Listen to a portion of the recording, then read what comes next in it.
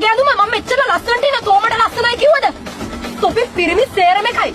යකෝ දැනගනි තමන්ගේ ගෑණි ළඟ ඉද්දි වෙන ගණු වර්ණ නොකර ඉන්න. ගල් මූසලයා. අනගි මොකද මේවට එකපාරට උනේ? එකපාරට නෙමෙයි දෙපාරට නෙමෙයි 100 පාරට උනොත් තෝ මගේ ඉස්සරහ කතා කරන විදිහට තෝ වෙන තැන්වල කොහොම ඇතිද බූරුවා. මොකද මේ කතා කරන විදිය? මං කැමති නෑ ඔහොම මට කතා කරනවා.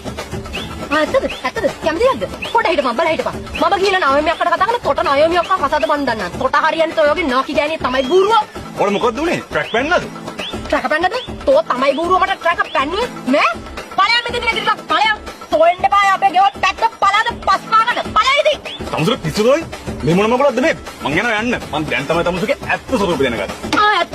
ඇත්තද? ඔබ දැනගත්තද මගේ ඇත්ත ස්වරූපේ? අනේ යකෝ තෝගේ ඇත්ත ස්වරූපය දැන් තමයි දැනගත්තේ. තොට ගෑනු කී දෙනෙක් ඉන්නද? තොට ගෑනු කී දෙනෙක් මැසේජ් කරාද? ඒක තමයි අර ගෑනු මට මැසේජ් කරලා කිව්වේ. අනේ නිකන් ඵලයයි යකෝ යන්න තෝ හිතුවද මට මිනිහෙක් හොයාගන්න බෑ කියලා. තෝ විතරද ඉන්නේ? අම්මා මහලකු හැන්ඩියානේ මට තෝත් එක්ක ඉන්න. මේ පැත්ත පලාදින්න නේද පස් පාගන්නද? ඵලයා මෙතන යන්න.